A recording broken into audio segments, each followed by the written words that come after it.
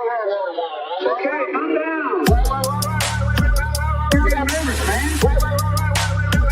You're getting nervous, man. Okay, calm down. Hello, everyone, and welcome to the Katie Halper Show. So excited to be here with you. We have an amazing show for you tonight. We have a lot of things that we are going to be learning about when it comes to Ukraine and when it comes to Palestine. And those are two areas where, as people who watch the show know, there is a lot of misinformation, a lot of bias, a lot of groupthink. So we are excited to break through that propaganda with you. And we have two really great segments. We have a total of 4 wonderful guests to be guiding us through this discussion. During the second half of the show, we are going to be speaking to Helena Cobban and Rami Khouri, who co-edited this great book, Understanding Hamas and Why It Matters. I've had Rami on in the past, and he's always excellent to speak to. And I've spoken to Helena in the past, but not on the show. And she's also excellent to hear from. And we are going to be talking during the first half of the show about Ukraine. But before I bring on our first 2 guests, little spoiler alert, that would be none other than Lev Golinkin and Mark Ames. I do want to invite people to please like the stream. It's a really easy way to support the show. Give it a like. Also, subscribe if you haven't already subscribed. And I want to thank everyone for helping us get to the 250,000 viewers, 250,000 subscribers level. That's amazing. We are so excited that you guys tune in. We also want to thank everyone who's a Patreon supporter. And if you're not already a Patreon supporter and you want to see tonight's full show, and you're not catching this live, because if you're live, you're in luck, you're going to get to see the full thing. But if you're watching this later and you want to see the full thing, you can do that at patreon.com/The Katie Halper Show. Again, that's patreon.com/The Katie Halper Show. And being a Patreon supporter at the $5 level gives you access to literally hundreds of extra and extended interviews. And, you can watch the full interview that we did with Wallace Shawn, which is really quite excellent. He made a lot of enemies through it, which is always a great sign. You'll have tonight's full show. You have the full show that we did with John Kiriakou. So it's a great way to support the show and also get extra content for yourself. And we are going to bring on Mark Ames and Lev Golinkin. But before I do that, I have to say something. Brad, please join the stream. Please come onto the stream. I have no idea what this is. It is a belated happy birthday, Brad Bloom. Happy birthday, Brad. And later on, I'll put in the video that I did of Brad. It's a very creative video. I use Jib Jab. I'm not above admitting that. And it's a fun video featuring Brad, a couple of dogs, my friend's adorable daughter named Lena, and I made a couple versions. So we'll play some of those later. Maybe that'll be a Patreon only early release. Tony Greenstein, another interview that someone just mentioned was really good on Patreon. Yeah, so give yourself the gift of the Patreon and give Brad the gift of saying happy birthday. Everyone say happy birthday, Brad. Thank you. Thank and you, Brad, Katie. just like we couldn't do the show without you and your support, we could not do the show without Brad. So Brad, thank you. I'm glad that you are part of this show. Thank you so much, Katie. Of course. And I'm sure we'll see you soon. I'm sure Brad will jump in. Okay. So without any further ado, I'm going to bring on our first wonderful guests, Lev Golinkin, who is the author of A Backpack, a Bear, and 8 Crates of Vodka. He's also a journalist who writes for places like the Boston Globe, Los Angeles Times, the Washington Post. And we are also bringing on Mark Ames, who is the co-host of Radio War Nerd at Patreon. So welcome, Mark, and welcome, Lev. Thank you. Happy to be here, Katie. Always happy to come on your show whenever you invited me. It's great. Thank you. Yeah. And to see Lev, of course, too. Happy to see Lev. How you doing there, Lev? Good to see you guys. Yes. You guys, I always love talking to you both because you have such good perspectives on what's happening. And you guys actually have, unlike a lot of so-called journalists, you have some actual knowledge and experience, having one of you, obviously, coming from Ukraine, the other one having spent much time in Russia. So it's exciting to have people speak about this who, not that experience per se gives you authority, but it is nice to have people who happen to have very good analysis and insight and also actually know what they're talking about firsthand. So I want to start off by asking a kind of general question, which is, where are we? We're on the 3-year anniversary of this, the beginning of this war. a lot of people are talking about a major shift that Trump has signifying that Trump means for Russia and Ukraine. I want to know, what do people need to know about where we are right now, and what also are people getting wrong about where we are? Lev, you want to start? No. I guess that leaves me. Well, look, the in terms of sort of the direction of the war, and Lev, come in anytime here. You know, the first 6 months after Russia's invasion which was 3 years ago, the first 6 months of that war went very badly for Russia in terms of trying to achieve its objectives and also project, you know, kind of a big hit to its prestige and initially to its economy. And Ukraine really did a pretty amazing job of defending itself and taking advantage of Russia's many mistakes. I'm talking about battlefield mistake. I mean, the mistake was invading, but you know, and you know, things were looking great for the whole sort of the Western NATO think tank, U.S. empire land that had thrown everything in with the Ukraine cause and making it, at least in theory, its own cause as well. And then a real turning point, which doesn't get, I think, nearly as much play as it should, was Putin's decision in September of, I think it was late September 2022. So, you know, 6 months into the war, to announce what was called a partial mobilization. It was a big mobilization. It actually achieved beyond, I think, what they were kind of hoping, or certainly well beyond what analysts in the West had expected. And nobody expected, first of all, that he would mobilize, because they thought it would be politically too risky and he didn't want to do it, which is true. I think Putin and the Kremlin didn't want to. But once Russia, which is so much larger and has so much more at stake than the West, so much larger than Ukraine, and has so much greater production capacity, once they mobilized, that changed everything. And the war has, you know, there were still a few months where it didn't go so well for the West. I'm sorry, for Russia, and you know, it was more or less okay for the Ukrainians. You know, their counteroffensive in August, September of 2022 went quite well for them. But after the partial mobilization and the introduction of these new troops and the mobilization or the recruitment of mercenaries, of contractors, I guess you'd call them, professional soldiers who are paid very well, that just changed everything. And then there have just been since then a series of really catastrophic, disastrous mistakes by both the Ukrainian command, the Ukrainian leadership, the Ukrainian military strategy, and NATO as well. If they were smart, they would have forestalled this war. If they were smart, they would have not gotten in the way of the Istanbul talks a month into the war. And if they were smart in a kind of Thucydides way, they would have found a way to get peace in the fall of 2022, when things were looking best for Ukraine and worse for Russia.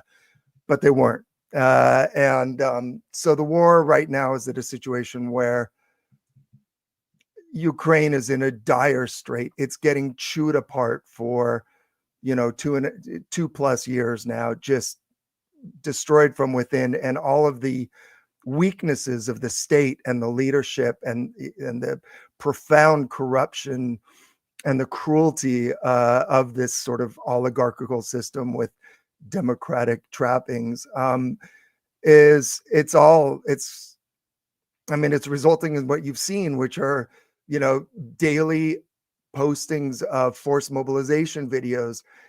When you see one video, you know there's hundreds more behind that one that actually made it with risk, by the way. When these are posted by Ukrainians, it's not little green men running in, filming it and posting it on Russians. These are Ukrainians who are resisting the war, and the resistance is huge. You know, Can you describe?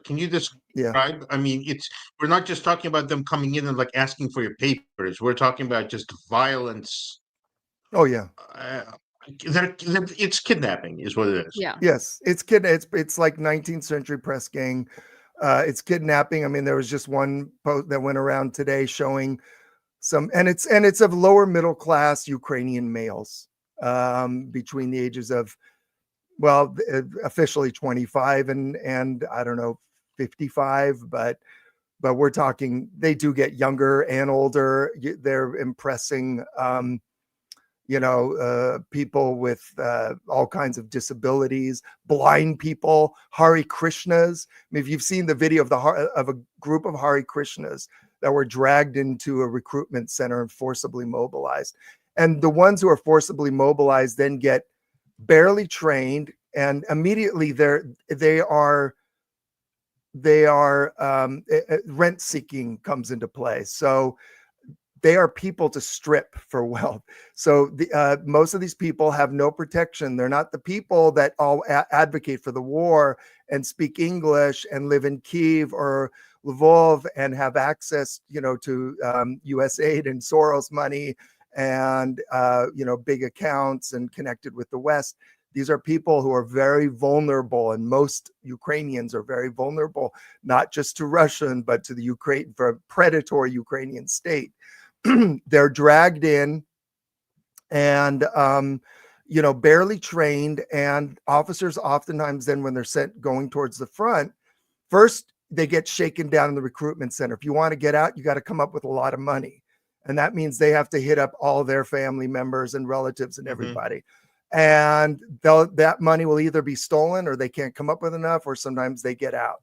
Those who don't then get sent right up towards the front. Now, people who are already in the military, who have already been fighting, don't want to be in the front line trenches because you get killed there. And sometimes you have a very short lifespan. So you have to pay to keep out of that. And so the commanders are at the top of this racket. And they, of course, have to then pay they have to pay off then other people at the senior level. But there was, like in Ukrainska Pravda, stories. I mean, it's so bad that even the Ukrainian press has been reporting on this. Like, that's how bad it's been all over Ukrainian social media. But I'm saying the Ukrainian official press has talked about it. And there was this one infamous story of an entire brigade, or part of a brigade, that was only just about shaking down poor people for whatever they and their relatives could cough up. And one guy who wasn't coughing up the money, so the commander, who was the head of this mafia, his son was the enforcer within this unit, and he took photos of himself crucifying a guy who couldn't pay. This is all within the Ukrainian military, and to let the others in the unit know what happens to them if they're not paying. Beatings, even killings are not uncommon. But nevertheless, then you have reports of people who are freshly mobilized, barely any training, immediately sent to the front. Their lifespan is days. And so they're mass desertions. Mass desertions. I mean, this even made it to the famously free Western press, if you can believe it. They reported on it. It's such a big story in Ukraine. Officially, there's somewhere between 80 and 100,000 desertions within the Ukrainian military. I think even from Ukrainian sources, I mean, I get this from Events in Ukraine and Peter Karatsayev, it's more like 250,000 Ukrainians have deserted in one way or another. It is a disaster. Brad and Andrew, I've sent you a clip. I've texted you a clip. Let me know if you can show it or if you want me to show it in my window. But it is a disaster. Okay, and what do you have to add to that? I mean, it is very grim, and it's so we grim. will show a video, because they are really, I mean, they're really disturbing on a kind of visceral level. Just seeing people who, as you have been saying, just don't want to die. It's like, it's very painful to watch. Yeah, Lev, of course, jump in. Yeah. Yeah, and when you see these people, just remember, all of these people are Ukrainians. Because when Boris Johnson and the Atlantic Council and the US Senate goes up there and says, Ukrainians want to keep fighting, Yeah. Ukrainians, they just can't wait, okay? Ukrainian voices. Yeah. Right. Ukrainian want. voices, Ukrainian, yeah, the Ukrainian voices that want to keep fighting are the ones that are not fighting. Okay, they're the Right. ones, as Mark said, they're the ones who have connections to USAID and Soros and the rest. So these people, they're the inconvenient Ukrainians, and therefore they're not talked about. But this is what's happening. And the other one thing I was going to say is a lot of these videos are coming out of Western Ukraine. Okay. And that's significant because Western Ukraine is the most anti-Russia Right. region. It's the most nationalistic region. And these videos are coming out of there, which is rather telling. Right. So it's not just the areas that you'd maybe perhaps expect for there to be more resistance to it. Well, yeah, Correct. let's Correct. play It's the the first opposite. minute of one of those. Oh, that's from today. Yeah, this got posted today. Yeah. Knocked him right off the bike. Yeah. And then drag him in. Yeah. The ones that get to me, I have to admit, I mean, all of these get to me, but the ones that really get to me, and this is scary enough, remember, this is democracy here, right? The other side is authoritarianism. Yeah, right. This is what George Packer talked about, breathing the air of freedom in Ukraine and all this crap. But the ones that get to me are where you see mothers and wives screaming and crying to leave their husband or leave their son or their brother, surrounding these forced mobilization vans, playing tug of war with them. Yeah. Tug of war with them, like grabbing their limbs, like and these guys screaming at the top of their lungs not to be taken away. They know they're being taken into hell. No, they're going to die. They will. If they go in there, the chances that they will be dead within weeks are very, very, very high. Yeah. So it's not like they're just like being put into like a grueling program that they're going to have to say, this is it. Goodbye. Like they will be dead. I mean, what does it say to you that Zelensky feared, imposing a draft? Like this is a country that was invaded, and I think the morale was actually quite high in the first couple months, and I don't think they actually needed a draft in the first couple of months. They had a lot of volunteers. They were shocked, and had been invaded, and they're also succeeding. And the Russians invaded with a small force. I mean, small, I say small, but compared to what the Ukrainians could put up and compared to what you should put up, they kind of had this sort of the American attitude with the initial invasion of Iraq, for example, they were undermanned, and that's why they got schooled. They had parade uniforms in the tanks. I mean, they had like dress uniforms, like ready to, they thought they would be welcomed with flowers. Yeah. So very much like Mark said, like very much like Iraq. Yeah. So, but what does it say that, so last year, I mean, Zelensky and the Ukrainian, not just Zelensky, but let's say the governing classes of Ukraine understood that it was very unpopular and very dangerous to impose a draft. And you could see it in the videos, right? But they had to be coerced and coaxed and bribed.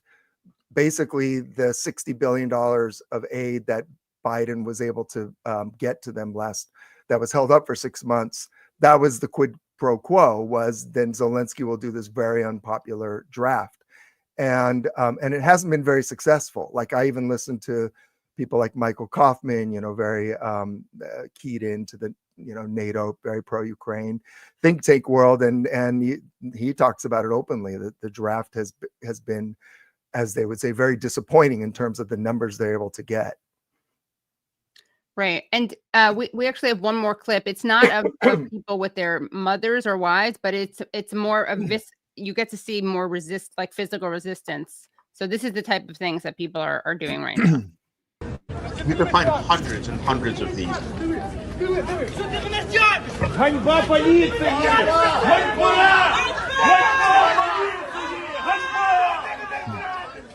It's really Militia screaming shame on you to the police.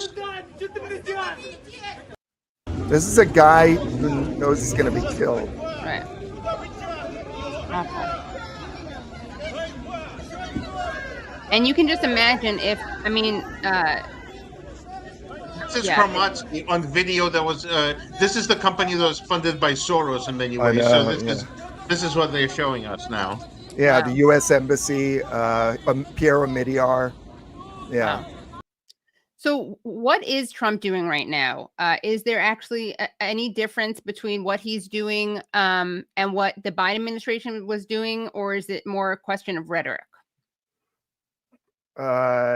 If you ask me, well, first of all, we don't fully know Right. because Yeah, it's Trump. Yeah, But my guess is he's doing things very differently.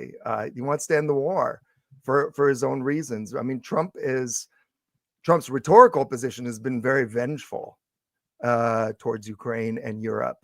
And he's got a lot of, he and MAGA, and I'm not defending MAGA, I'm just saying they have a lot of reasons to have very bad associations politically with Ukraine, Zelensky, and you know, the governing class of the EU. And it looks to me like, you know, so far Trump is doing kind of what, unlike the first term, they're actually doing what they're actually matching the rhetoric with the action and taking vengeance on Ukraine. And Ukraine has learned, you know, how much agency Ukraine actually has in all of this shit. Yeah. Yeah. Don't forget also that we're not talking just about Ukraine in 2020 and the impeachment. We're talking about back when Trump first ran for president, 2015, 2016, Ukraine went after Paul Manafort and bragged about successfully derailing what they thought was derailing Trump's campaign and took a victory lap. And I mean, what they did was just they took a bunch of handwritten pieces of paper and waved it around and said, "This says that Manafort is guilty." And then they bragged. Manafort left the campaign within days, was basically ousted. And they a couple months before the election, and they were bragging openly. At the end of August, bragging openly. We sunk Trump's campaign because we think he's a danger to us. Yeah, and it did almost sink him. And the guy who did this, the journalist member public who did this, his name is Leshenko, and he happened to have been on, well, I don't want to say payroll, but he was paid for by Viktor Pinchuk, who he used to pay for Leshenko to fly to different conferences, things like that. And Viktor Pinchuk was the single biggest foreign donor to the Clinton Foundation. So, as so often happens, everything they accuse Trump of, here you go. So, from here is Clinton's biggest foreign donor sending his pet journalist to come up with bullshit that in turn hurt Trump from the very beginning. And then Leshenko celebrated it. He took a victory lap until Ukraine won. Until Trump won. Yeah. And I should also explain, I mean, people probably know this, but, you know, it's not like Lev and Mark are MAGA fans or Trump fans. It's just that I got my MAGA hat somewhere. Yeah, I know you hid it, right? Yeah. You're just not even allowed to say this stuff, what you're saying, because if you do say it, you will be called a Trump fan, a MAGA fan, a Trump enabler, a Putinist. It's how they cut off. It's how they cut off any dialogue. Like, they just dissent. They don't want us to talk about. It's how they cut off dissent. Oh, because I mean, it is foreign interference. Because if we actually talked about and covered it, then the impeachment should have been of the Clinton campaign. Do you actually get, Lev, do you get called like a self-loathing Ukrainian or like a sellout or whatever? Like I get called as a Jew. Like, do you get called that as a Ukrainian? I mean, earlier this year, I had to deal with death threats from around Ukraine, so I get called a lot of different things. I get called a fake Ukrainian. I mean, because it's.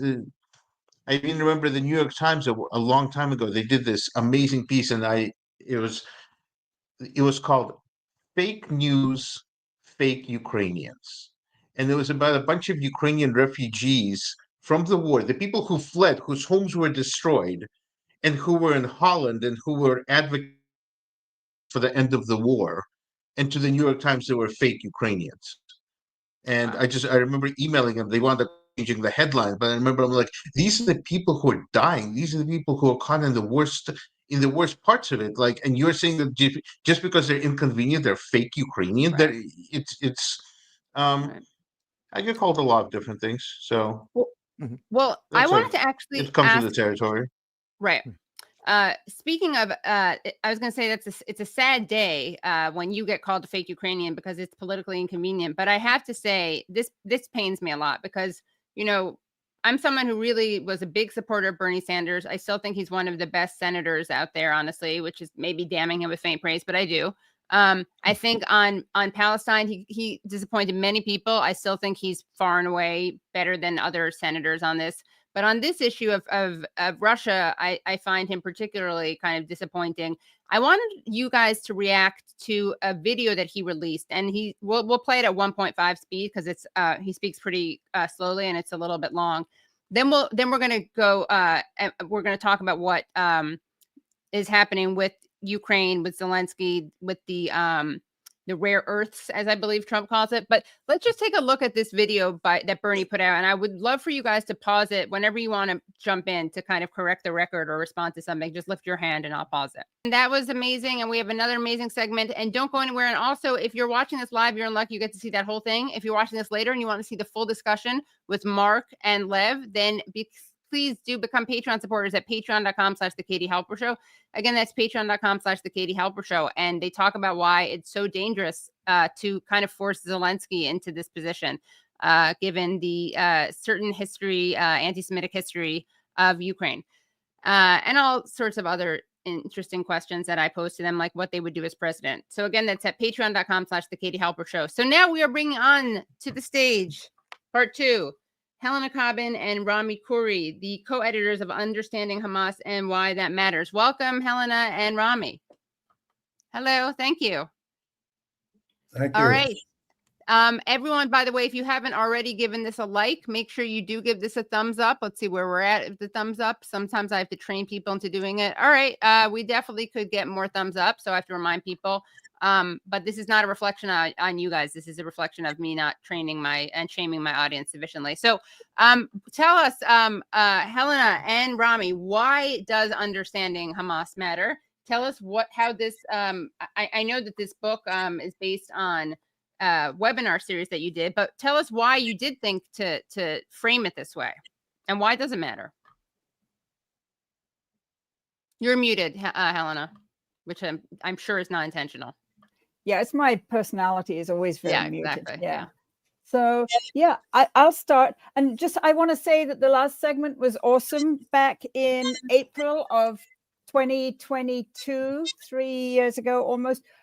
My organization actually had issued the first public call for a ceasefire in Ukraine. I mean, this was the result of a webinar series we did back then. So now, you know, this latest book. So now they really better listen. Yeah, really. So we decided, the board of Just World Educational decided that there is so much demonization of Hamas and a lot of just outrageous and completely unfounded claims of atrocities. So yes, there were violations of international humanitarian law that took place on October the 7th, 2023. But this idea, you know, that is still like very, very common, that there was a campaign of mass rape, that there were 40 beheaded babies, there were, you know, burned babies. Some people say that all these accusations from basically the Israeli propaganda machine, the Hasbro machine, are confessions. I think they're not actually so much confessions as statements of intent, you know, like Hamas did this terrible mass rape thing. You wait till you see what we do in our city, Teman prisons, you know, all those accusations.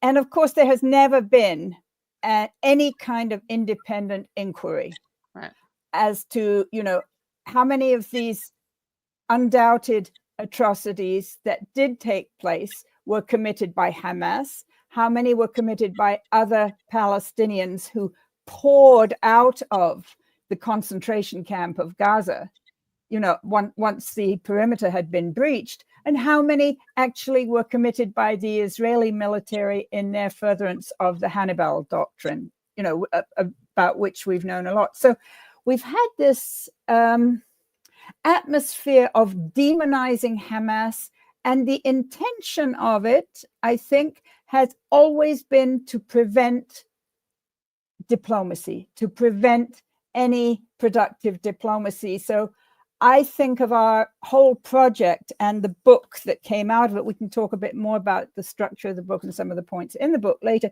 I think of the whole project as constituting a radical plea for effective diplomacy.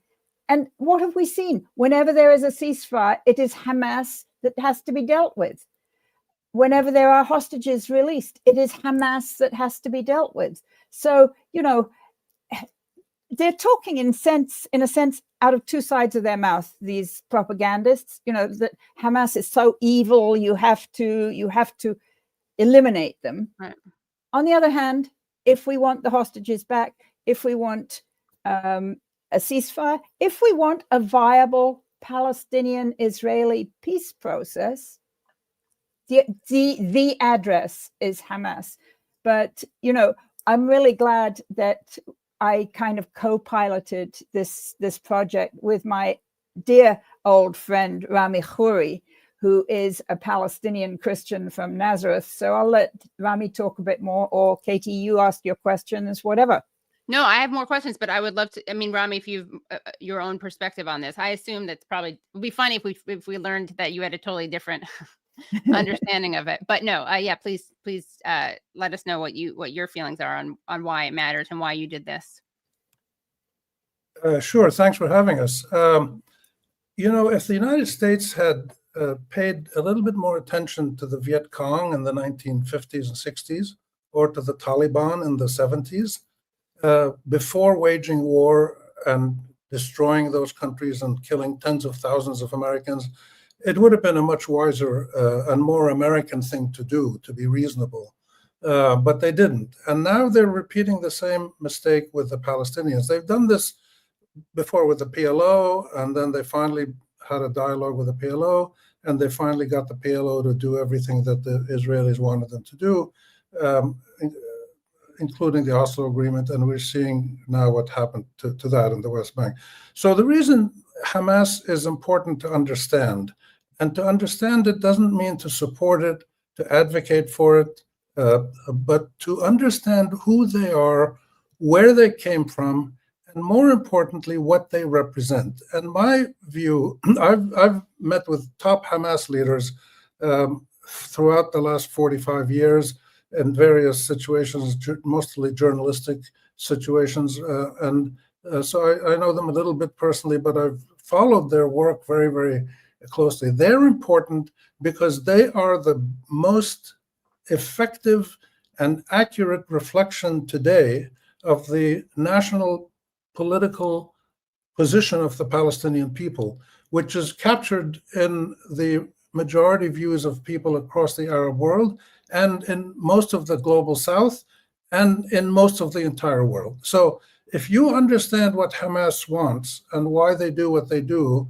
you would have a better chance of trying to then forge some kind of diplomatic process to negotiate a permanent resolution of the conflict between Zionism and Palestinian Arabism, which became the Israeli-Arab conflict, and now is a global conflict in many ways. But essentially, there are 7 points, which I'll say very quickly, that Hamas actually represents. And they represent this better than anybody else in the Palestinian or Arab region. First of all, they represent the determination to resist subjugation and oppression and occupation, according to the United Nations resolutions that allow any kind of resistance for an occupied people. They want to end their occupation. They want to practice self-determination. They want to end their refugeehood. They want to create a Palestinian state. They want to release all the prisoners. Up at some point, they were up to 10,000. There are probably more now, Palestinian prisoners in Israel.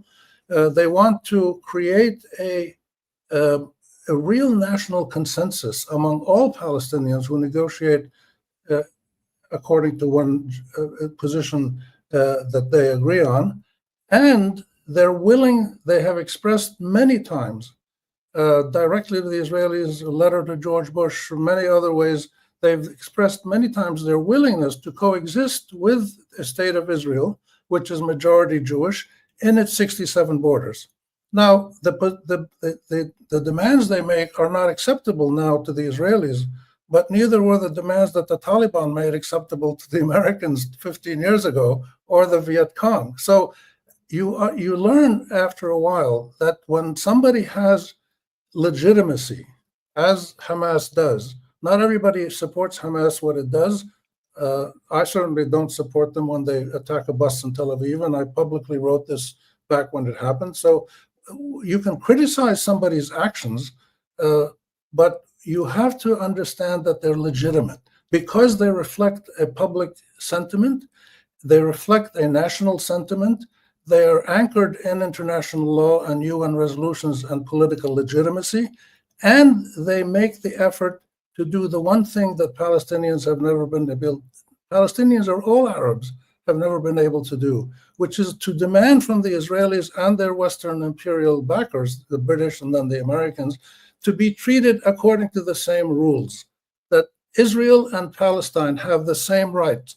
Those rights have to be equal in magnitude, and they have to be implemented simultaneously. Not the Palestinians get a little test run here in Jericho and Gaza, and if they do well, they get a little more.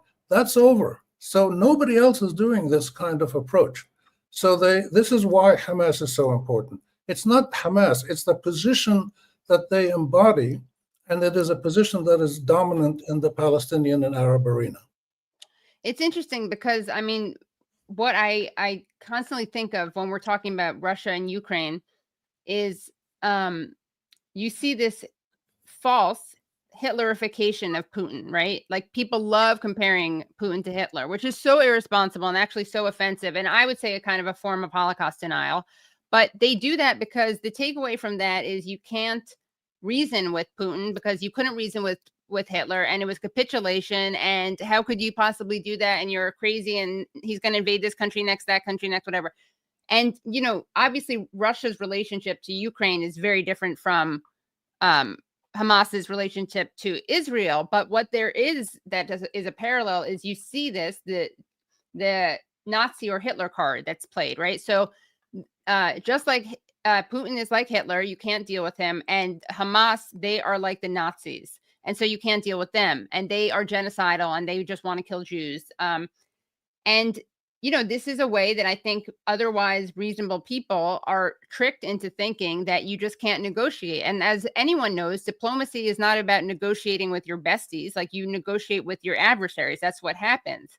But I have to admit that, you know, sometimes, I mean, I'm pretty outspoken, but even so, I have to admit, I do have in the back of my head, I was like, should I not have Hamas in the title? Are people going to call me a Hamas apologist, a terror apologist? And of course, none of the people who call you that would ever say that they are apologists for terror, even when they are defending the Israeli government, which commits a level of terrorism that no other like government right now could claim.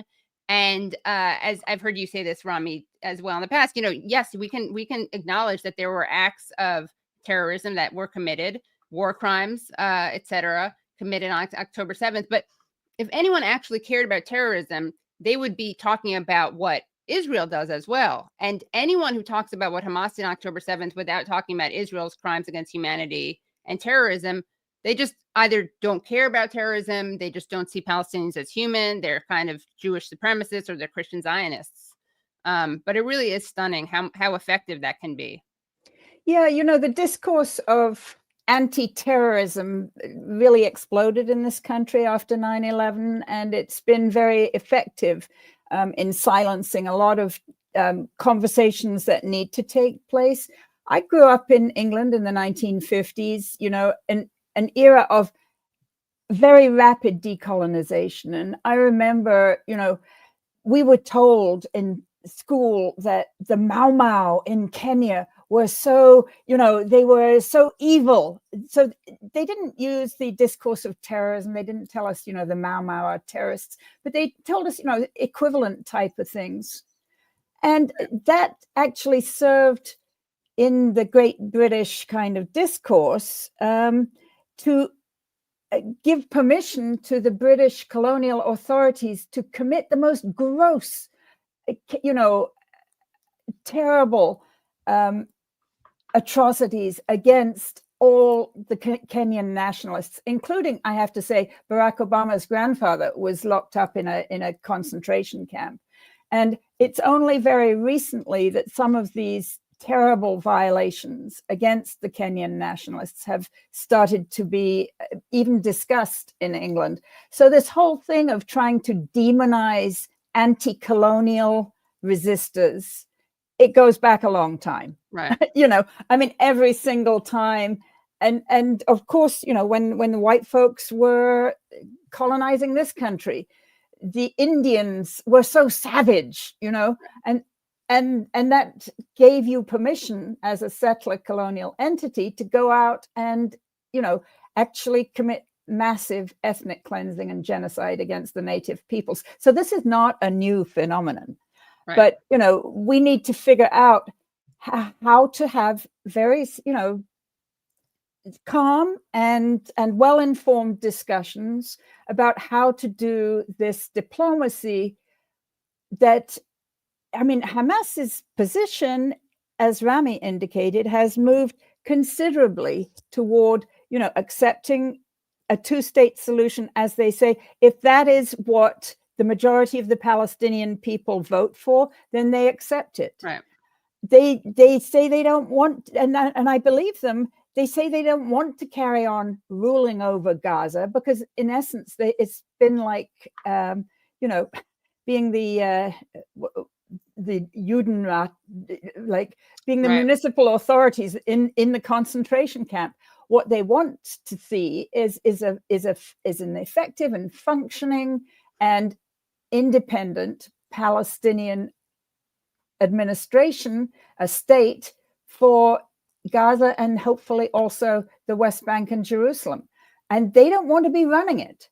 And, even after they won the election, and people need to remember, they won a fairly conducted election back in 2006. I was there. I was in Gaza right afterwards. I was interviewing Ismail Haniyeh. I was interviewing Hamas people up and down the chain of command. I went with the Hamas women, who were a big reason for the victory of Hamas in that election. So they found themselves ruling over Gaza, but that's not what they wanted to do. They actually wanted to have a national unity government, and it was Mahmoud Abbas who, time after time after time, has refused to have anything to do with them politically. So, there's a lot of things that we learned in the book, and a lot of things that Rami and I brought to the discussion from our own, experience as journalists and researchers. So yeah, I want people to buy the book. Yeah, no, it's great. Buy the book, watch the webinars, whichever is your preference. But I guess, yeah, do buy the book. It's great. It's very easy to read, very engaging, and Katie, can I just add one comment about what you said? Yeah. The demonization of Hamas by calling them Nazis or Hitler, this is part of a much older Zionist legacy. Back in the 50s, I remember the late 50s when I was a little kid, and 60s in college. The Arab Gamal Abdel Nasser was called, he was a communist, he was a Russian agent. Right. Then other Arabs, anybody who defied the Western imperial powers or Israel was equated with the worst thing in the world. So it was the Russians, the Soviet Union, then it was terrorism, then it was Saddam Hussein, then it was the Taliban, then ISIS. So this is something that's gone on for. And Hitler, and very frequently Hitler. Yes, Saddam was Hitler, right? A lot of these people are, yeah. But this worked. They do this because it worked really well. From 1920 to 1995, it worked really well. But the Zionist playbook has been exposed as largely a fraud based on distortions, lies, exaggerations, and diversions, and doesn't want to deal with history. The Israelis want desperately to avoid any historical discussion of this conflict. The Palestinians want only to discuss the historical injustices and to correct them and to allow the Israeli state and the Palestinian state to live peacefully side by side. The Arabs have all accepted this. 57 Islamic majority countries have accepted the Arab peace plan. They're meeting now in Cairo and other places in Riyadh to come up with a plan at the Arab Summit in a couple of weeks, in 10 days or so, to respond to the Trump plan about getting the Palestinians out of Gaza. Something really historic happened in the last 10 days, which is not well appreciated.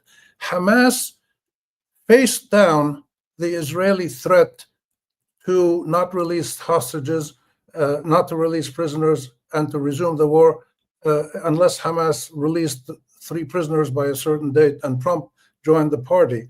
Hamas said, we're not going to release them. You can make any threats you want.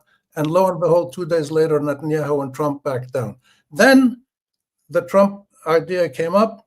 Jordan and Egypt very politely said, we need to look at this.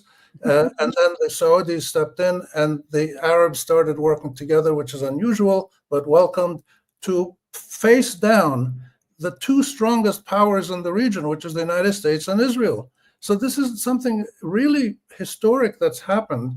And I'm hoping that the Arabs will come up with a more sophisticated way to relaunch the Arab peace plan, which allows Israel to exist as a Jewish state, but they have to define Zionism. They can't do what they're doing today, which is bombing Damascus and making demilitarized zones in Syria and bombing Lebanon and killing people in Iraq and Iran. You have to define Zionism as a place where Jews can live as Jews peacefully, which was the original idea.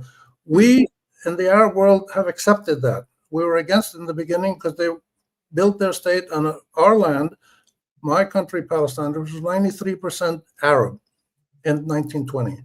And now it's 80% Jewish. They achieved their goals, and they achieved them by using propaganda, like I mentioned, over all these years. That's not working so well anymore. We have an opportunity now to really finally get a full peace agreement if the Israelis and the Americans are interested. The Israelis and Americans have never responded to Arab peace overtures, serious peace overtures, or to Hamas overtures, because they don't want a peace agreement with the Palestinian state. The Zionist aim is to have a Jewish state, and the right wing of Zionism is in charge of Israel now, and they're very militaristic and very brutal, and they're carrying out their plan. At some point, the world has to step in and say, this is not acceptable. This kind of barbarism is not acceptable. A Jewish state has to live peacefully with the Palestinian state. I don't know how that's going to happen, but we need to understand that this is not something that just came out a year or 2 ago. It's been going on for a century. Yeah, that's yeah. We can have we should have a 1 state, 2 state debate on this show. I'm sure. I assume that people who came together for this probably have a bit of a debate amongst themselves, right? All the time. Yeah. And the 2 state is really hard to do now, but there has to be some version of it that has to be initially done, because it's not easy to get Israelis and Palestinians to coexist now in 1 state, given the blood that's been spilled. But ultimately, there's no other solution. They have to share that land, each having their own sovereignty, each having their own sense that this is their land, that they belong there. They can live there in peace, but they can only do that if they have the same equal rights applied simultaneously, which the Israelis have never wanted to do, and the Americans generally have supported that, unfortunately. But what about making it like what? How about doing in what's now Israel, doing what was done to South Africa, to that area? Would that not work? What do you mean? You mean like BDS, like boycott, divest. Oh, well, I mean, actually, I mean, I am curious about the limits of the parallels with Ye- South Africa and Israel, and why BDS could work or couldn't work. But no, I mean, like, what about becoming one country where everyone has equal rights? As you know, like Rami said, right now it's really hard to think that Palestinians from Gaza could live, you know, side by side with the people who have been bombing the hell out of Right. them and killing their babies, and you know, it's hard to think that you could have one country united. It's also hard to think of how you get a two-state solution, Right. because you have to, I mean, that to get a two-state solution, you need major concessions from each side. You need the Israelis to pull all their settlers out of the West Bank, including East Jerusalem, and obviously also from Golan, and go back to the generally recognized pre-1967 borders, which is hard for them to do after so many decades of, you know, since Reagan, basically, America has said, oh, that's fine, go ahead, build more settlements, we'll back you up. And then, you know, Donald Trump said, oh, annex Jerusalem, that's fine. We, you know, annex Golan, that's fine. So, you know, it would be a hard thing for Jewish Israelis to come to terms with, oh, gee, we're not going to be the spoiled children anymore. Right. Very hard also for that majority of the Palestinian people who are refugees from their homes in 1948 Israel to say, okay, we will, you know, give up a lot of our right of return in return for compensation, and we'll go and make a future in, you know, East Jerusalem or Gaza City or Ramallah, instead of being in our, you know, my grandmother's beautiful hometown of Jaffa or Safed or Haifa. So, you know, the one-state solution is hard to see. The two-state solution is hard to see. What is not hard to see is that you cannot have a continuation of this situation of gross racial discrimination, of gross American support for a minority state there.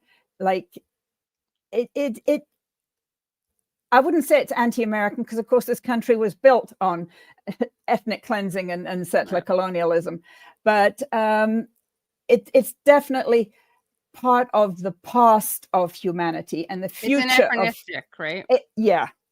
I mean, the future of humanity is one in which the sensitivities of that vast majority of humankind who are not white people. I mean, white people make up something like 11% of humankind.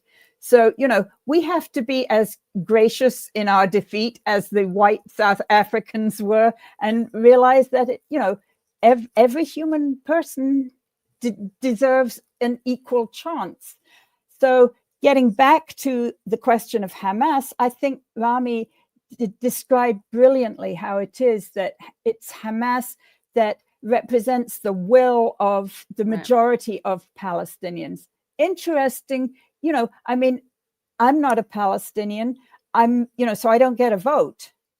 Rami, if there's ever a wonderful election for Palestinians, we'll get a vote. I don't know how you would vote, Rami, but, you know, there are substantial numbers of Palestinians who would vote for other parties, including the Popular Front for the Liberation of Palestine, which is, you know, avowedly leftist and secular, and right now is in coalition with Hamas.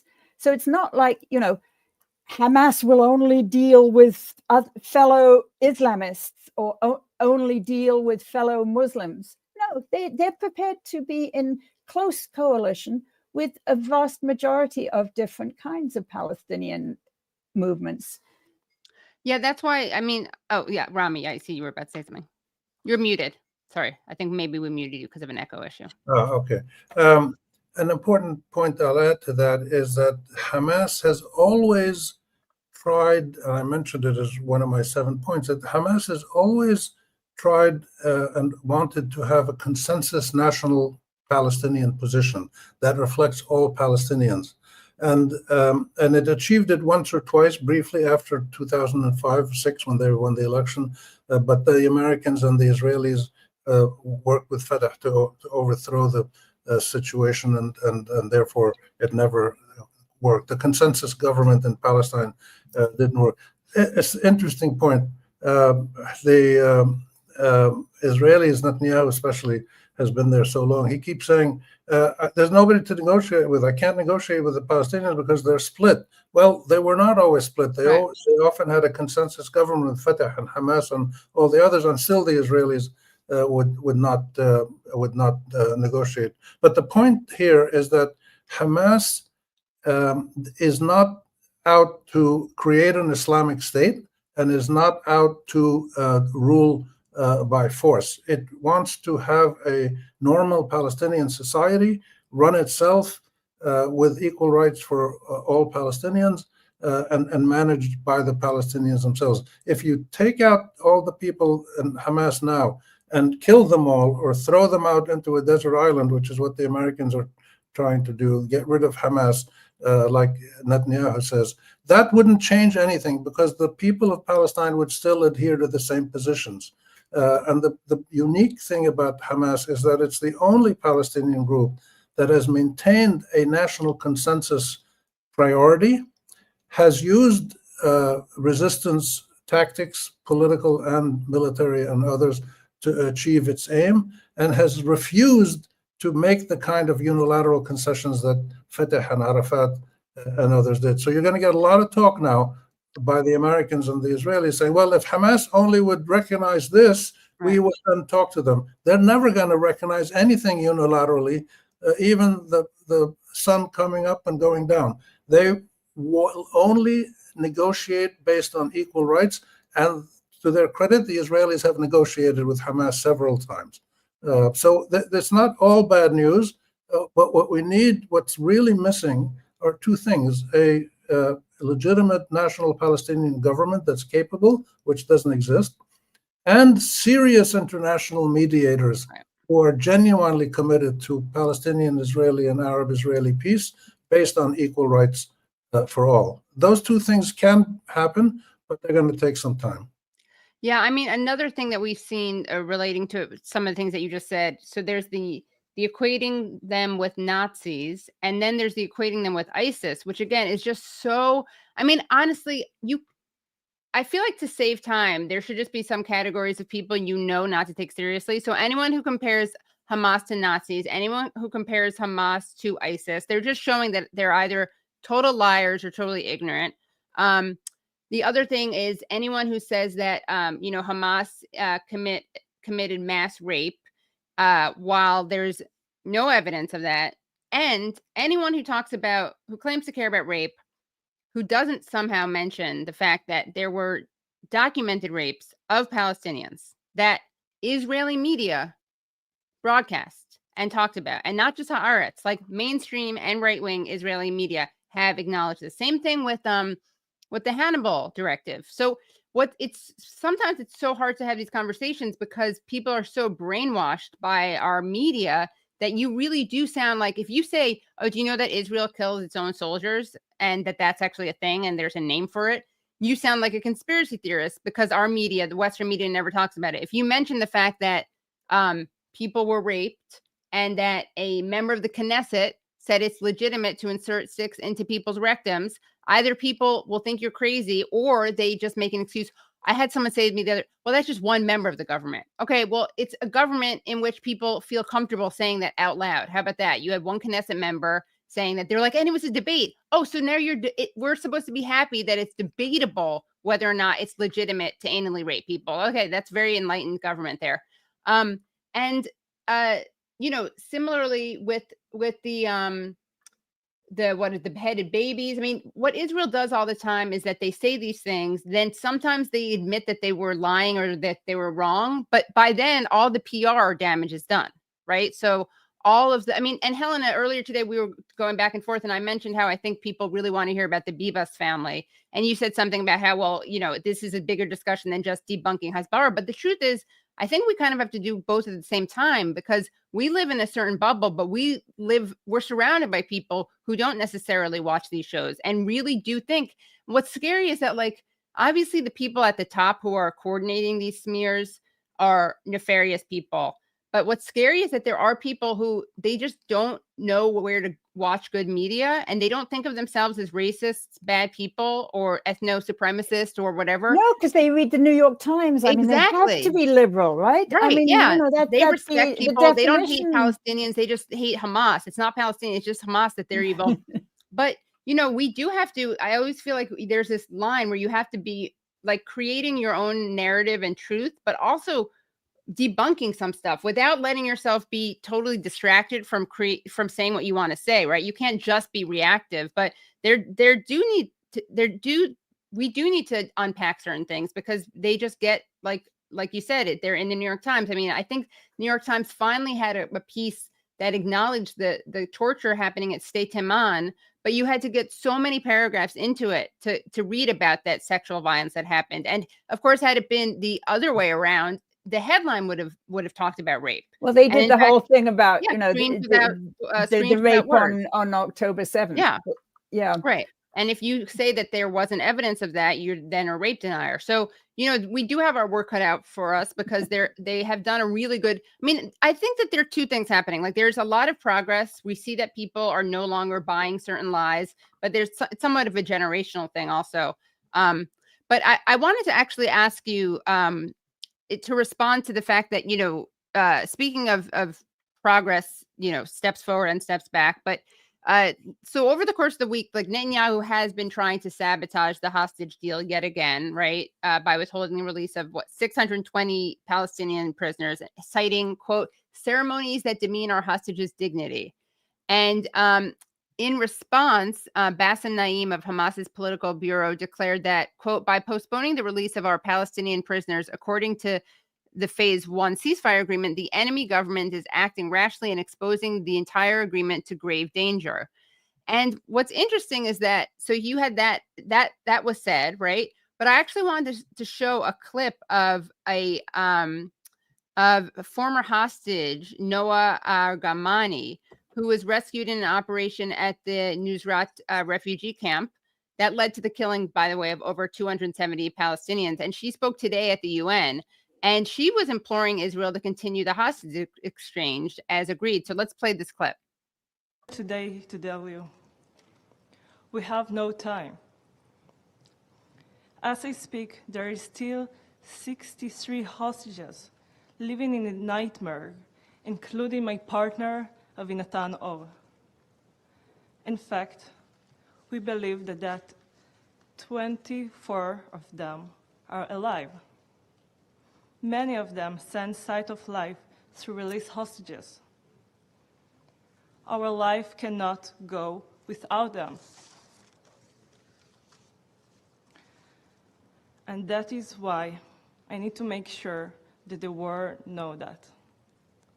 The deal must go on, in full and completely, in all the stages. My partner, Avinatan Or, and many other hostages are only supposed to be released in the second stage of the deal. So there you have someone who probably isn't so easy to spin as an anti-Semite or self-loathing Jew or enemy of Israel, who's, I mean, it seems like they're urging Netanyahu or Israel to actually stick to the deal. Yeah, I mean, I think Noah Argamani's thing that she said, and I think that was at the Security Council today, it was important and a little unexpected, and I think very courageous of her, because she had been kind of taken there by the Israeli delegation. And then, in essence, she implored the world, including her own government, to stick to the ceasefire deal and go into the second phase of the ceasefire deal, which, as we all know, is something that Netanyahu has been trying to get out of. So she actually used her position in the Security Council to urge her own government to stick with the deal, which is great. You know, if that indeed is what she was intending to do, and that's Right. what she said, then that was great. In that same session where she was speaking, Daniel Levy was also speaking. Great, Daniel Levy, former peace negotiator. Yeah. So Daniel gave a really nice shout out to Noah Argamani, and he also said, you know, it's quite appropriate for us to have a minute of silence for each of these Bibas children, since you mentioned the Bibas children. And he said, it's also appropriate for us to have a minute of silence for each one of the 18,000 Palestinian children who have been killed. And that if we did that, it would take 300 hours, which I thought was just like, We'll cut that in because that's really important. yeah, really an important thing that he said. So who knows, honestly, at this point, whether the second phase will ever happen, or whether Netanyahu, with support from Trump and from all the rabid right-wingers in Israel, just wants to reignite the war. If he does, well, first of all, I want to back up and recognize the fact that I think today 6 Palestinian babies died of the cold, and that, you know, the Hamas negotiators have been very, very insistent that what they need is tents and prefab housing for the most vulnerable in the hospitals. And, you know, that needs to happen regardless of what happens with anything else to do with the ceasefire negotiations. But honestly, I think if the outright, you know, war/genocide does get reignited, it's going to pull the position of the United States government in world affairs down even more rapidly and more precipitously than it has already. I mean, this Gaza crisis, this Gaza genocide has pulled down the soft power, let us call it, of the United States in world affairs more rapidly than anything I have, much more rapidly than the invasion of Iraq, much more rapidly than the war in Vietnam. We have, you know, now very serious coalitions of countries from the global south and from the global majority that are preparing the way to confront US hegemony in a way that hasn't ever happened before. And that is largely because of the grotesque double standards that Biden and now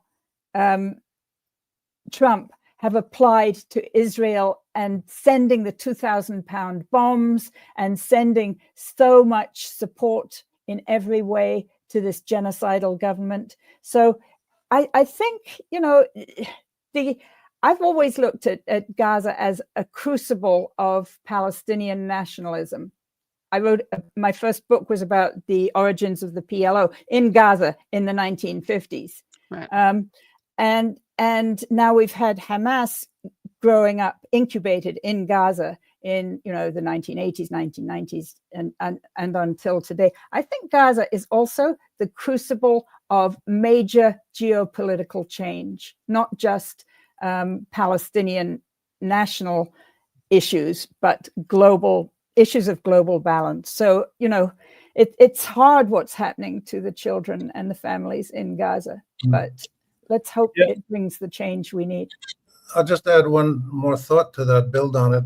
This is also, it's clear now after the, whatever it is, 16, 17 months of the genocide and the eager American, British support, and now the new German government leader, first thing he does is invite Netanyahu.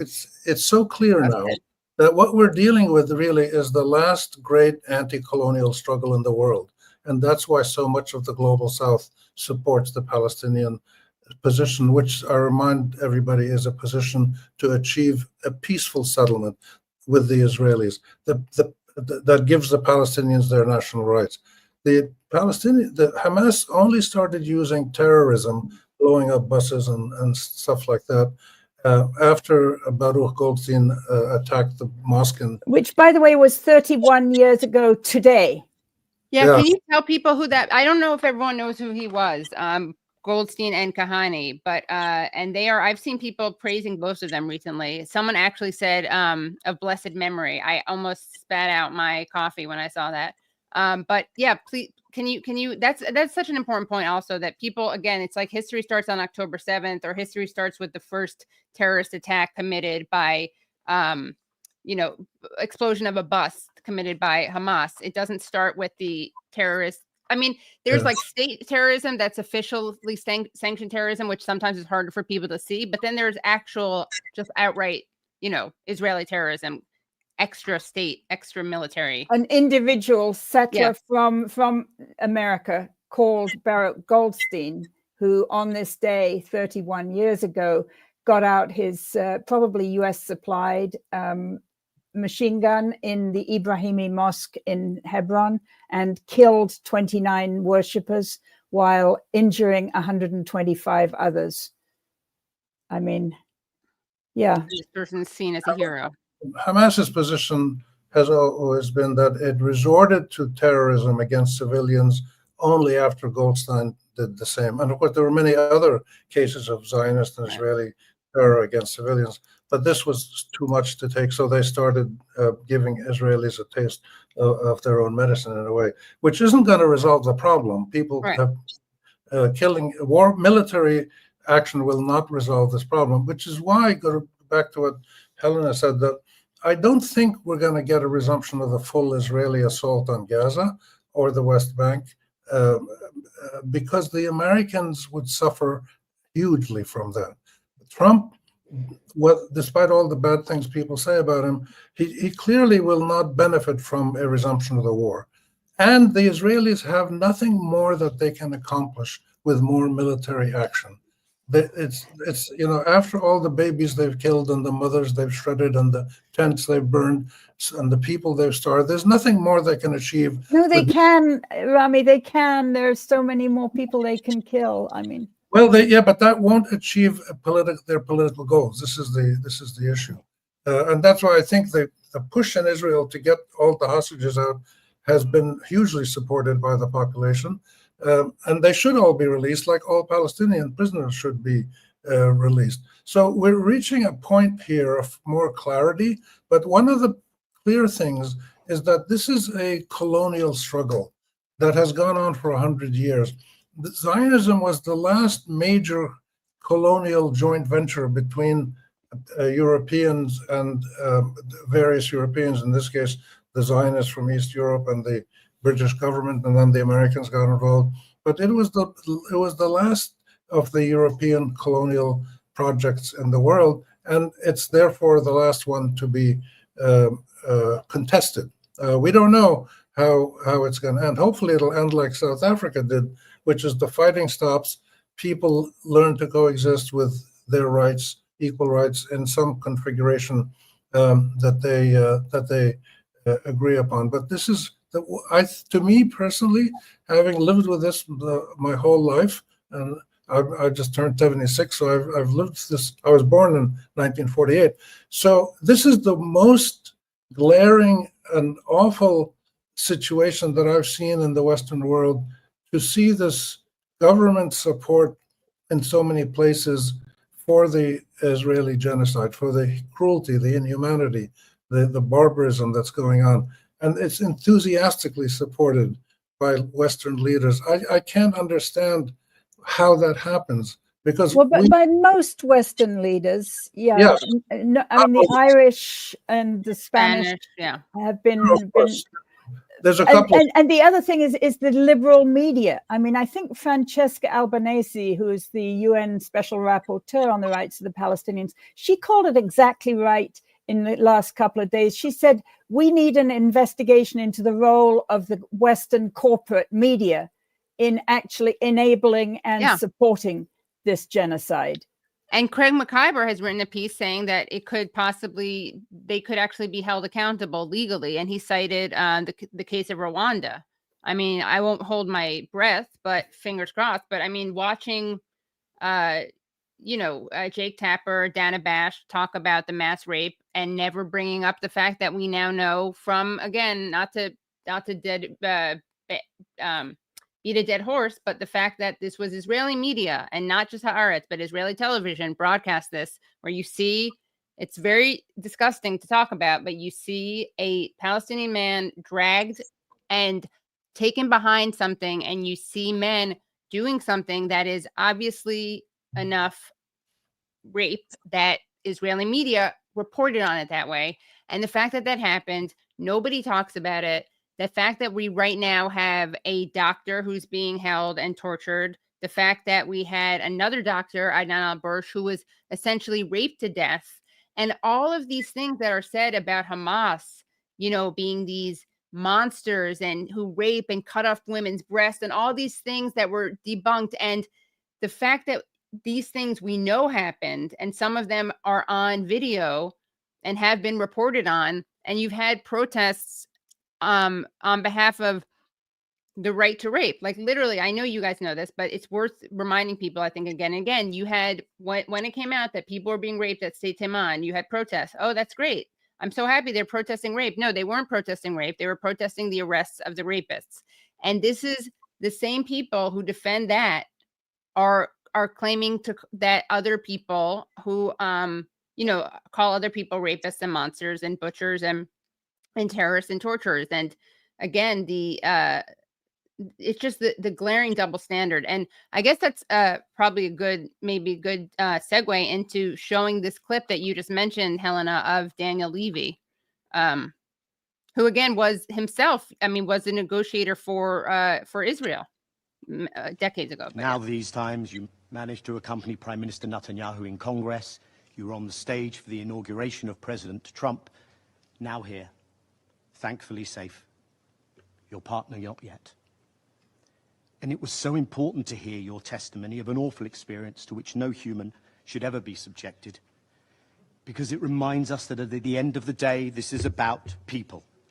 Each story deeply personal, your strength in the face of adversity, the thousands upon thousands of stories of individual hardship, Israelis both fallen and still held captive, the tens of thousands of Palestinians killed, many more maimed, starved, lives devastated, schools, hospitals, shelters, entire neighborhoods destroyed, and yet the remarkable resilience also of Palestinians.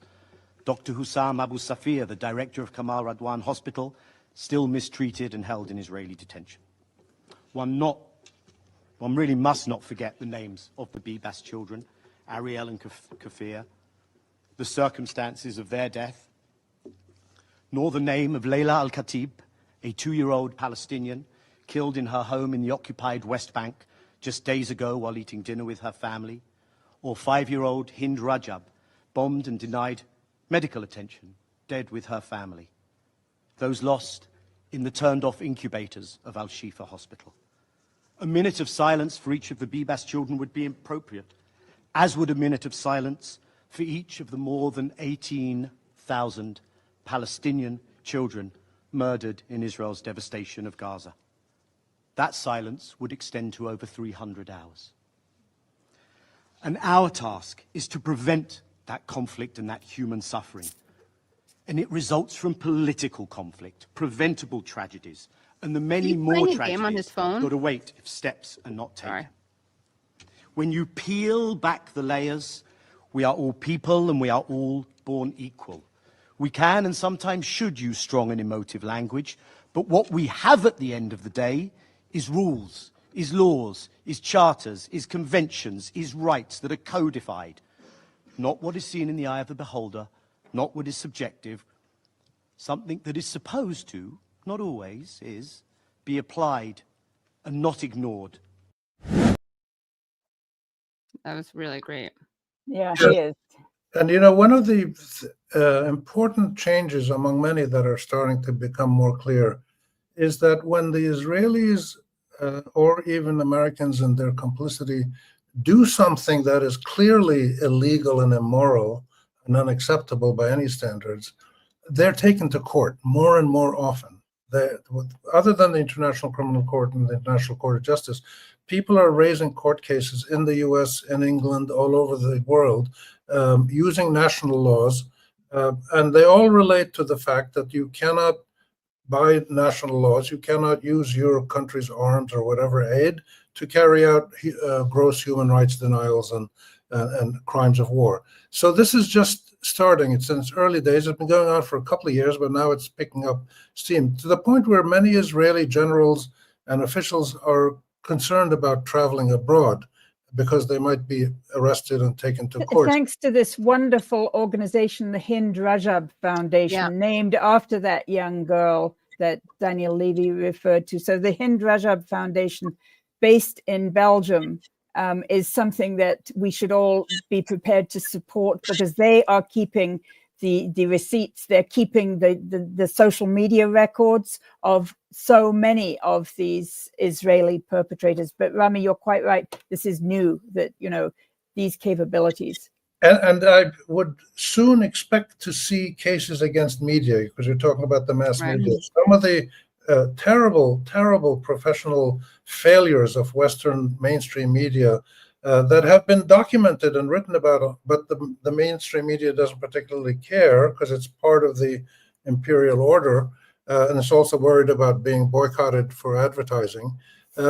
So I think we're going to start to see people taking media, either individual journalists or editors or the media organizations, to court.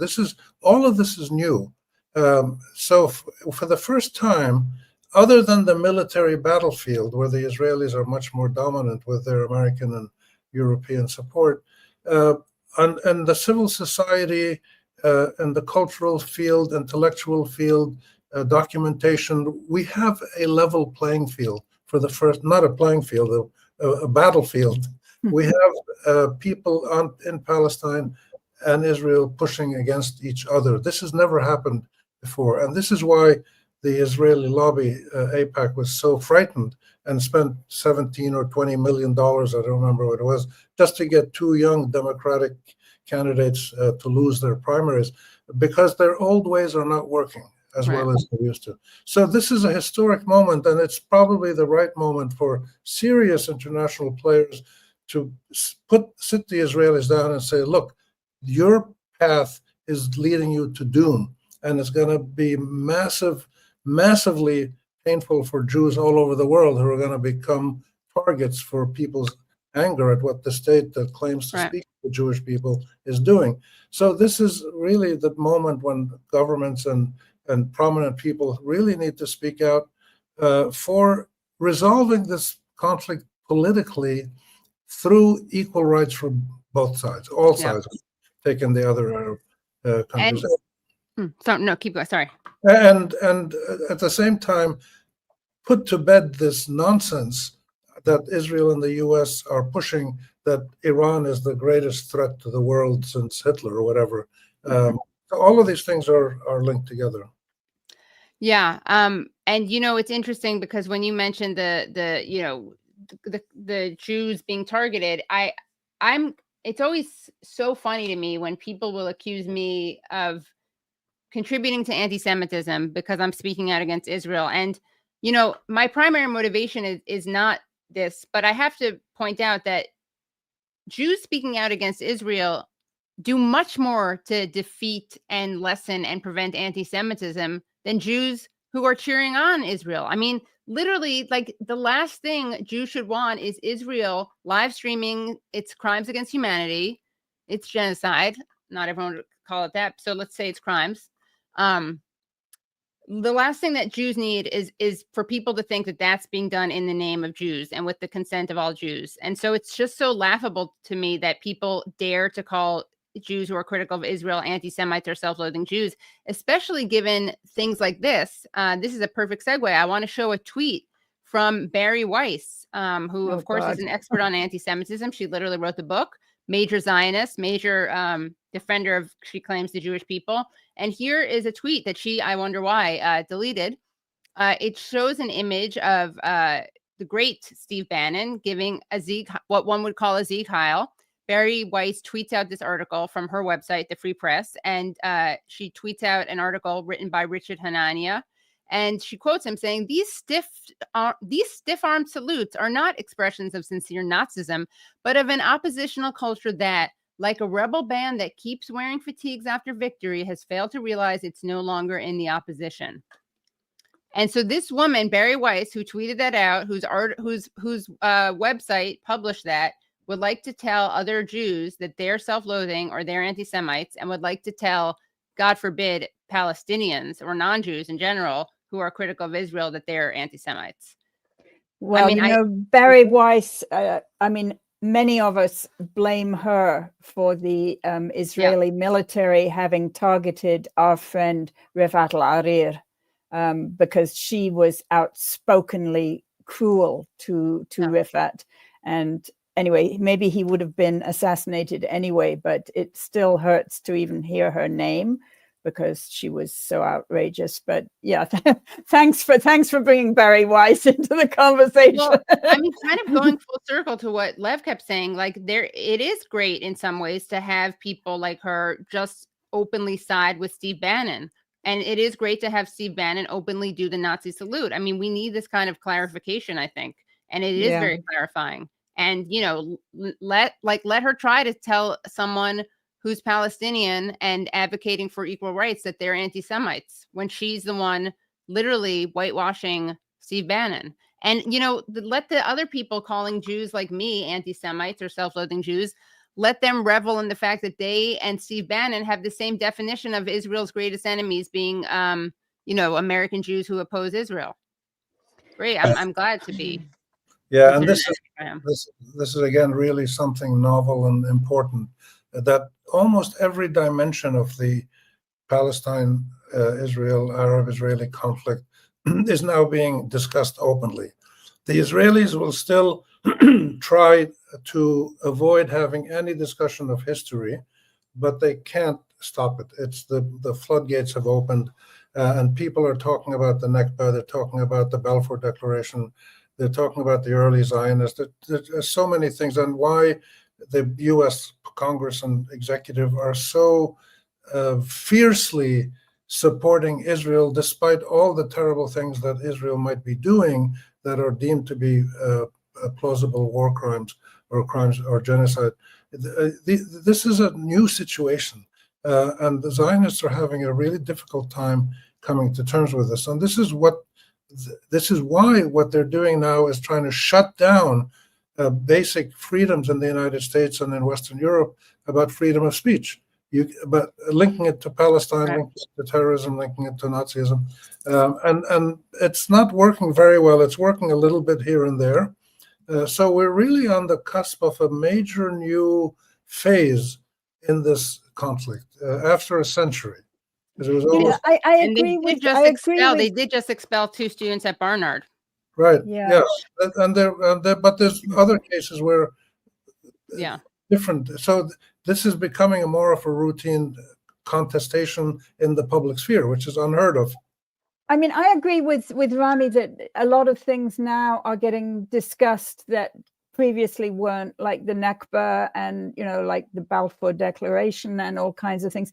I do think that talking openly and calmly about Hamas is still a red line for many people. And in good part, this is because of police intimidation, FBI investigations into a lot of progressive and anti-Zionist movements in this country. And when we were setting up speaking gigs for the book in various parts of the country, I'm not going to mention which, some organizations that I have had alliances with for many, for many years said, sorry, Helena, we just, it's too dangerous for us to talk about the H word, So that's kind of why our board at Just World Ed said we have to be able to talk about this Islamic resistance movement. That's the full name for Hamas, because it is a very powerful phenomenon in Palestinian political life. And it is, right now, the only party whose leadership can nail down the kind of political / diplomatic progress that needs to happen, as we have seen, with all the ceasefire negotiations. It is not the PA in Ramallah that is part of the negotiation. It's not, Palestinian Islamic Jihad. It is the Hamas leaders that go to Egypt, that go to Qatar, that are doing the negotiating. But it's really hard for people in this country to say the word Hamas. So what our book does, I'm kind of proud we brought this book out so speedily. It's the digest of 5 great webinars that Rami and I co-hosted with 5 people who are real experts on the movement. But it's not for specialists. I mean, what we were trying to do was to make something that's really readable, that brings to people who are not specialists the kind of basic knowledge they need in order to understand the relationship between the political wing of Hamas and the military wing of Hamas. How is Hamas's political wing organized? So, we've got these, and because it's based on transcripts of webinars, it is actually kind of conversational and readable, people have said. But we also have, like a timeline and a list of major people who are mentioned in the book. And we have 5 or 6 appendices that are vital documents. So, somebody who's not a specialist, who is afraid to talk about Hamas with their, in their local party precinct or their church or, their synagogue, they can read this book, they can go and look at our webinars, and then they can feel much more confident saying, well, actually, the Islamic resistance movement, Hamas, is not exactly what we are told in the mainstream media. Right. And this is how they make decisions. And that's what they did in 1996. And that's what they did in 2006. So, a regular person who is concerned about demonizing this movement can have the basic kind of information that they need. And we have obviously a great bibliography that sends you to, much more erudite and, deeply researched works. But anyway, that's my pitch for the book. And Yeah, I hope that people will head out and buy it, because we really do need this this diplomacy to work fast. Yes, and it's been blurbed by people I've had on my show, either this show or Useful Idiots, except I have to have on Jonathan Kutab and Fawaz Girgis. Yeah. So, yeah. Yeah, Max Blumenthal and Max Blumenthal, who apparently just got questioned by the FBI or something. I have to look into this. I was trying to text him about it. He says he's okay. But thank you so much for joining. I'm going to stay on to read the super chats. I'm also going to watch with people an 8-minute video that I made with Double Down News. It'll be like a watch party. I'll send it to you guys if you haven't seen it. It's about Zionism, and it's gotten very positive response. Or depending on who you are, if you see Palestinians as human beings, you get kind of triggered. I mean, if you don't see them as human beings, you get triggered by it. So that's it's important to have the right enemies, Katie. Oh yeah, definitely, yeah. Well, thank you for having us. Thanks for coming on. Appreciate it, and thank you for the audience that tuned in. Oh yeah, people really liked it. Yeah. Big thanks, Katie. Really a great pleasure working with you, and thanks to everybody who hung in there for nigh these 2.5 hours or whatever. Only not even 2 and 10 minutes. I'm going to be in Brussels. I'm speaking with Yanis Varoufakis on March 7th. But maybe I'll look up the Hin Rajab Foundation, because they're amazing. They're amazing what they're doing. Great. All right. Okay. Have a great night. Thanks so much. Bye, everyone. Don't go anywhere, because we're going to do super chats, and we're going to watch this Double Down News video that I did when I was in London working on this documentary that we've been working on about Holocaust survivors speaking out against the Gaza genocide. Brad, pop on so I can wish you happy birthday again and ask you something. Should I just make it full screen, We don't want to do like a director's cut commentary, right? People just want to watch it, right? Yeah, we can just we can do that. Yeah. Yeah, we'll do that, and then I'll just be in the background watching people tell me how much they love it, and hopefully, just kidding, and then I'll come back and read the super chats. Okay. All right. Sounds good. All right. So here's this video that I made this summer, and afterwards, I'll tell you the backstory of how it got made. It's interesting. Literally nothing that Israel won't do in the name of vengeance and in the name of continuing Zionism. For some people, the takeaway is as long as they're not literally putting people in ovens, as long as they're not doing exactly what the Nazis did, that somehow that's okay. It's actually not okay. Never again doesn't mean never again in the exact same way that the Nazis did it. If that's your takeaway from the Holocaust, you really need to look at yourself and do some soul searching. I'm Jewish. I lost members of my family during the Holocaust. And the truth is, Israel does not represent me. Israel does not make me safer. In fact, it puts me and all Jews in greater danger. Because as Israel commits these crimes against humanity and live streams them, and in some cases gleefully live streams them, we've seen soldiers doing this, Israel doing that and saying it's in the name of Jews, that will create anti-Semitism. The idea that Israel represents all Jews is in itself an anti-Semitic idea. The dual loyalty trope says that all Jews are a monolith and we're all loyal to Israel and we can't be trusted to be loyal to other governments, regardless of where we live. That is really what Israel is leaning into. And you have anti-Semites and then the government of Israel, AIPAC and the ADL, all making the same argument, which I think really shows you the dangers and the inherent anti-Semitism of Zionism. People like to claim that anti-Zionism is anti-Semitic. Well, it's actually not, given that you literally have more Christian Zionists in the world than you have Jewish Zionists. This particular Christian form of Zionism wants Jews to go back to Israel so we can provoke the end times, Armageddon.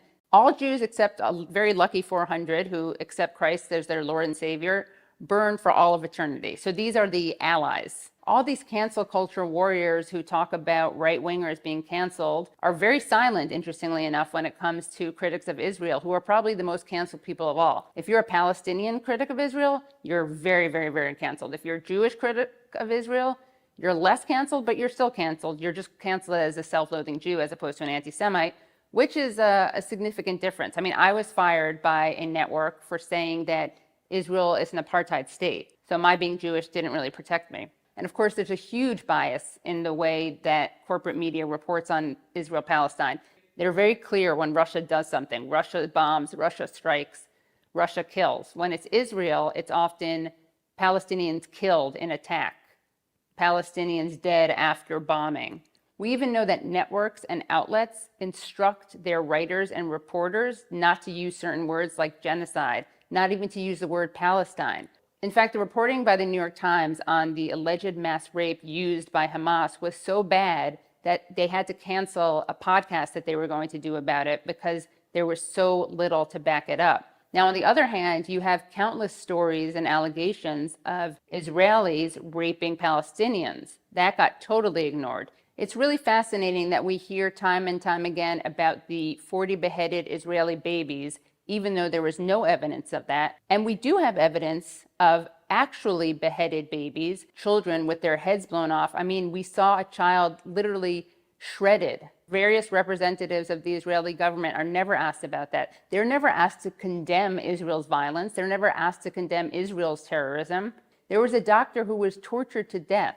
If you don't already feel disturbed by the images of Palestinians or the stories of Palestinians, the story of Hind Rajab, who was left in a car to die when she was begging for help, and Israeli soldiers shot up the car and shot up the ambulance trying to rescue this girl. If that doesn't haunt you, I would really urge you to imagine this happening to a Jewish child during the Holocaust. I think that Jews should understand this, if anything, more than other people, because of our history of being targeted, of being otherized, of being compared to vermin, of attempted extermination, of genocide and ethnic cleansing, and of the world looking the other way. That is something that we have to remember. That happened to us. We can't let that happen to other people. That's not justice. That's not how we honor those killed in the Holocaust. Everything that Israel tells you about its founding, about its history, and about its role today is a lie.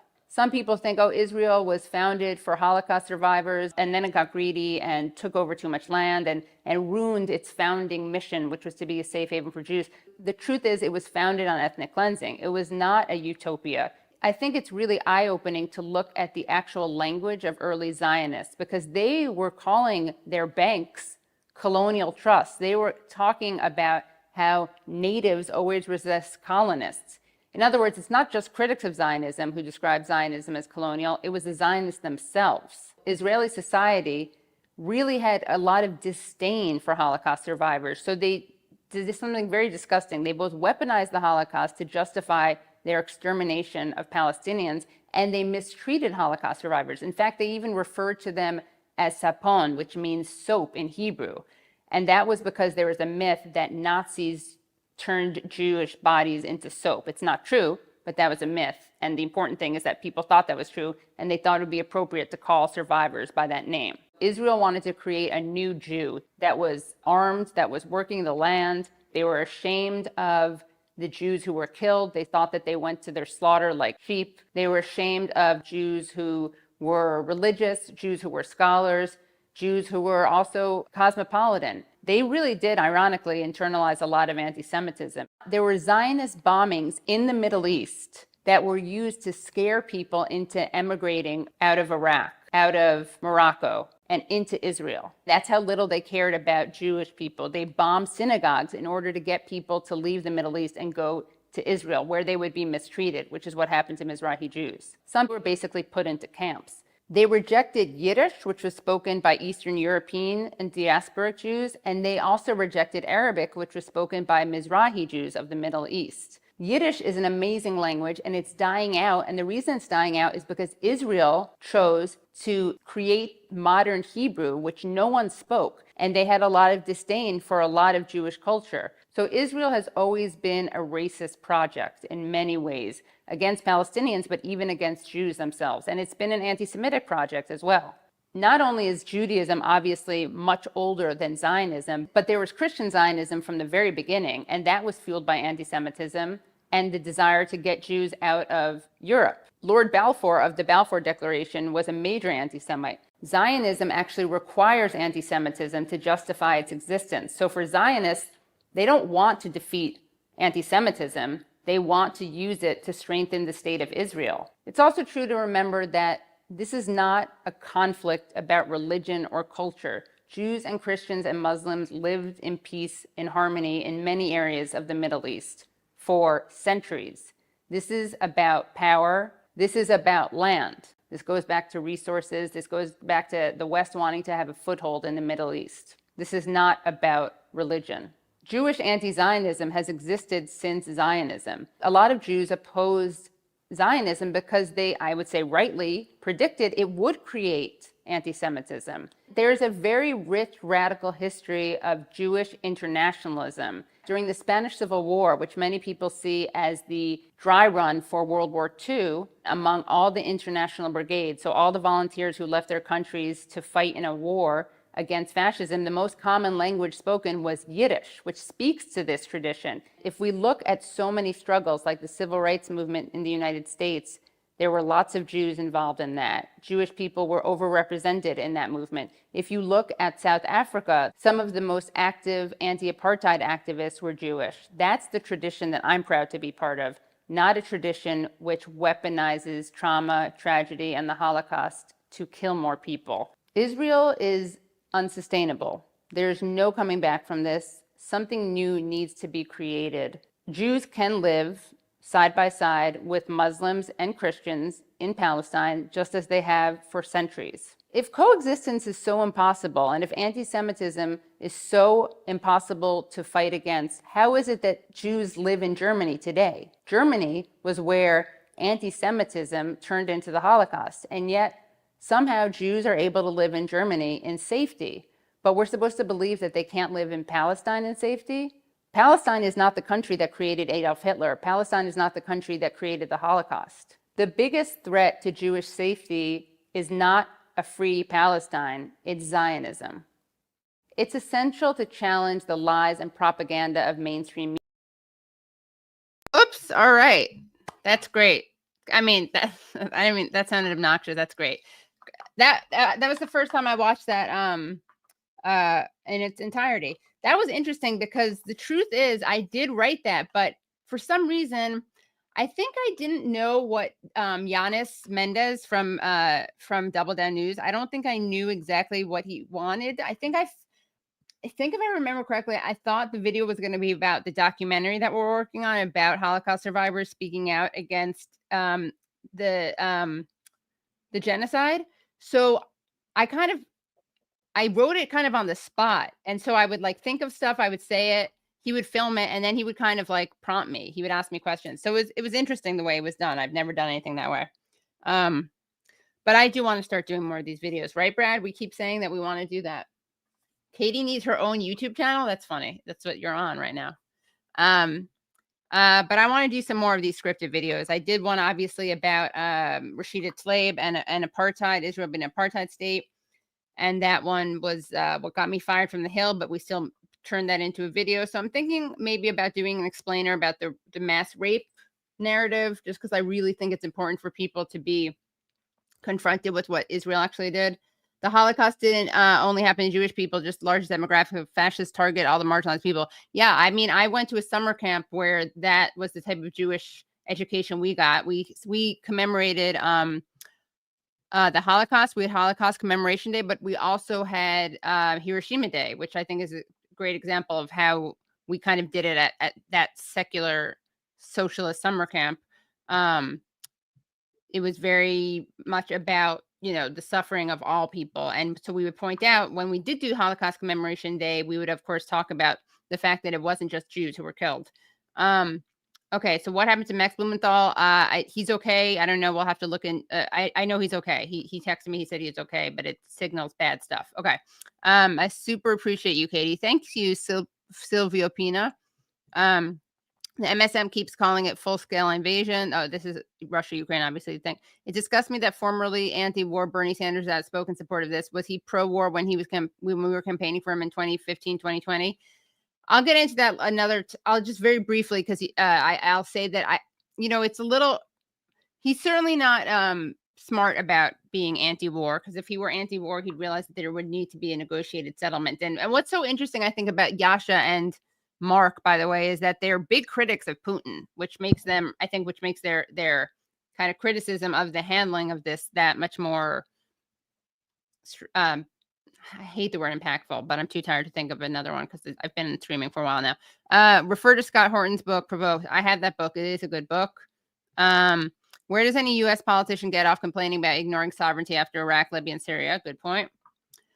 Trump is the emperor who takes off his clothes, runs around screaming, I'm naked, and I just don't care, and you can't stop me my streaking. That's true. Haganah raped women and burned babies in 1948, Dayer Yassin, and Tantura. Tantura is an amazing documentary. Yes, that is true.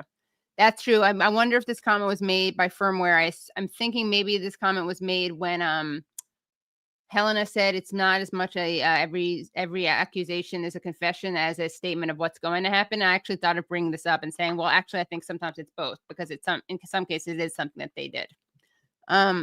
Sun Tzu, Art of War, said, if you don't know your enemy, you will lose as many battles as you win. Very true. Hit the like and subscribe buttons. Yes. Thank you, Karina. And thank you for acknowledging Aaron Bushnell.